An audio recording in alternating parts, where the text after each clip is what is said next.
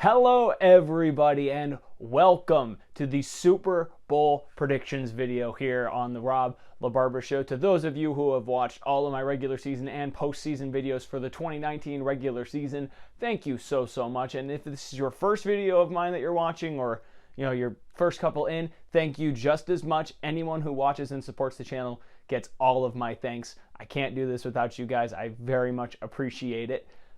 But look at how far we've come. We've done one video every week of the NFL season. And this is the first year I've ever done this. So the amount of support I got from you guys has been overwhelming, and I thank you so much for it. And let's take all of this and go into next season and do the same exact thing, because it's been a lot of fun. But we're not done yet. Only after this video are we done with the season, unless we do like a season recap, which we might do the week or two after the Super Bowl. Might take a NFL week off and do some other sport, but that's yet to be seen. Right now, we have a task at hand, and that's picking a winner in this year's Super Bowl between the San Francisco 49ers and the Kansas City Chiefs, which is probably one of the hardest Super Bowls to predict in recent memory, at least for me. The reason, well, you wouldn't know this, but I'm recording this on Thursday, which is normal for me, but I usually have an idea of who I'm picking going into the week. But the second that San Francisco went up 27 or 28 to nothing on the Packers, I was just thinking to myself, like, who's going to win this game? I have no idea who's going to win this game. A lot of the matchups that people are specifically targeting are between Kansas City's offense and San Francisco's defense, which is correct. You should do that. Those are the strengths of both of those teams. But before I get into that, because it's been beaten to death at this point, I'm going to talk about the inverse, which is Kansas City's defense against San Francisco's offense, which I believe neither of them are being talked about very much, which is unfortunate, because I don't think there's a defense in the NFL that's been more impressive, not good, but impressive, than Kansas City's since they've acquired Terrell Suggs pretty much. They've been on a tear. They've been shutting people down. They were one of the top 5 defenses in the NFL over the last couple games of the year, after going down 24 to nothing off of some special teams errors. Essentially, their defense held Houston in check. After going down 10-0 to Tennessee, they held Tennessee in check, held Derrick Henry in check, which nobody had done all season, essentially, because he led the NFL in rushing yards. So when you look at Kansas City, you have to look at a defense that's hot.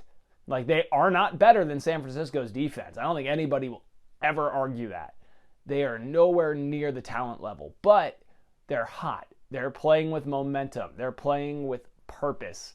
They know that the win needs to come through them more than just the offense. There's 2 sides, well, technically 3 sides to every game. So Kansas City's defense definitely deserves a lot of credit, but who also deserves credit is San Francisco's offense. No one's been able to stop this running game in the playoffs. Raheem Mostert is running rampant on everybody, and you could say, oh, well, the Green Bay Packers don't have a good run defense, because they don't, but you know who does was Minnesota. Minnesota had a great defense, and San Francisco just kind of gashed them at home.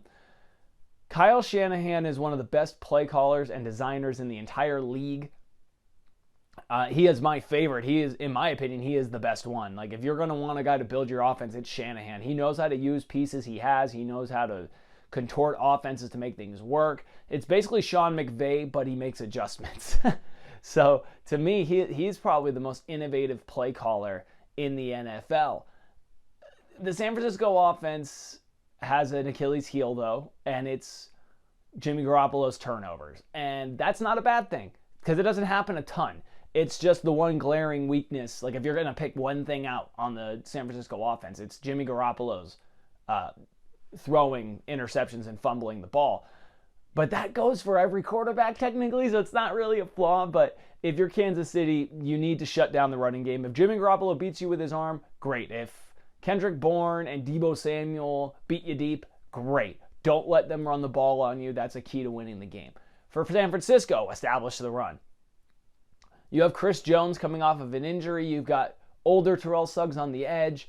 Run the outside zone that you've been running all season.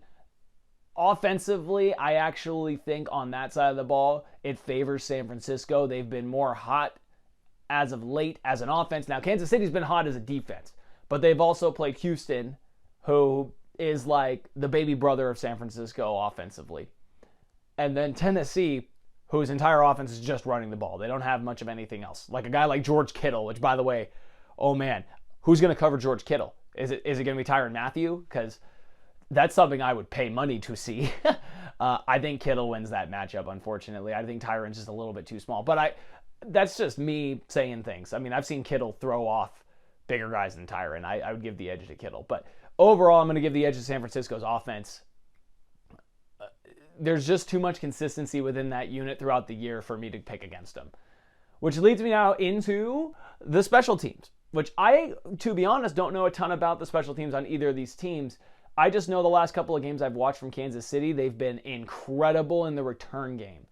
Other than that one gaffe in the Houston game, Kansas City's return unit is fantastic. Their punt coverage unit has been great in the playoffs, but I will say I think it's a wash between the two because San Francisco's has been just as good. San Francisco and Kansas City, I think, are really similar in special teams, but nothing really stands out.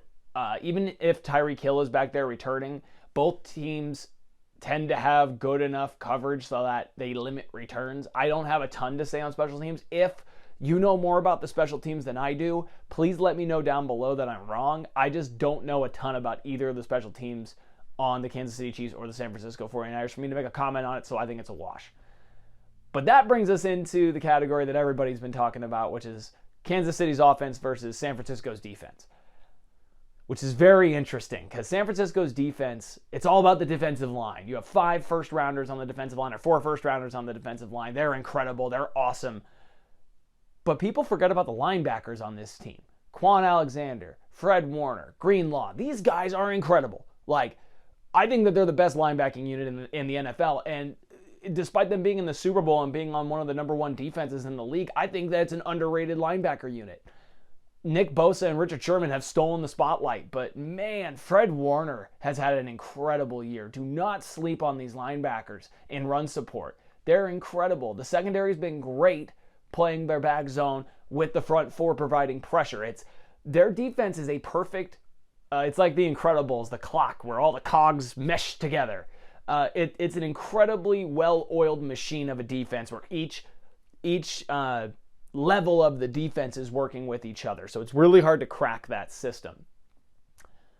The one offense that can crack that system is Patrick Mahomes and the Kansas City Chiefs.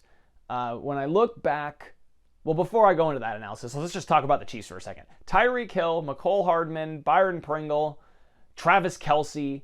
I don't know how you stop these guys. Who's going to cover these guys? One-on-one, you can't do it. San Francisco has had tons of issues with the side opposite of Richard Sherman in coverage. They have the one guy, I don't remember their names, but one of them got benched for another guy, and the guy who came in has been playing much better than the guy who he benched. I think it's Witherspoon or something like that, but they've had issues on that side. So if they just slide Mecole Hardman or Tyreek Hill to that side, you might have a deep touchdown every time. The linebackers are amazing in run support. I don't know who covers Travis Kelce. Are you going to have Jimmy Ward do it? Because then that takes a guy out of the middle of the field. Like, you can't do that. Patrick Mahomes also is mobile, as we've seen the last 2 weeks in the playoffs, the last 2 games that he's played in the playoffs. When San Francisco has struggled defensively, it's been against quarterbacks that can move. Their 2 losses of the year against Lamar Jackson. Now, Patrick Mahomes is not Lamar Jackson. And Russell Wilson. And again, he's not Russell Wilson. He won't run up the middle of the pocket. But Patrick Mahomes will scramble around and keep a play alive. And San Francisco has issues against quarterbacks who can keep plays alive. If you want to look at 2 other games, they didn't lose these games, but against the Arizona Cardinals, both of those games were incredibly close. And Kyler Murray is a quarterback that can move and has a big arm.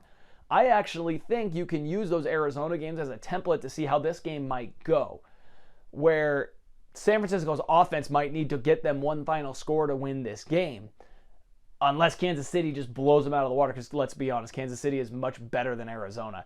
So as far as an edge in this matchup, I'm giving it to Kansas City, because I think Patrick Mahomes is that good of a quarterback. No one's really stopped him in his entire career. He got hurt. That's what stopped him. So when we look at the entire game, in my opinion, we have edge San Francisco for their offense, edge Kansas City for their offense, and a wash on special teams. So who am I picking? That's the problem with this game to me, is it's so evenly matched on all fronts. Like 2-star tight ends, unknown wide receivers with a big name guy with Emmanuel Sanders and Tyreek Hill, young quarterbacks that can move, and and can get the ball out to anywhere and make all the throws.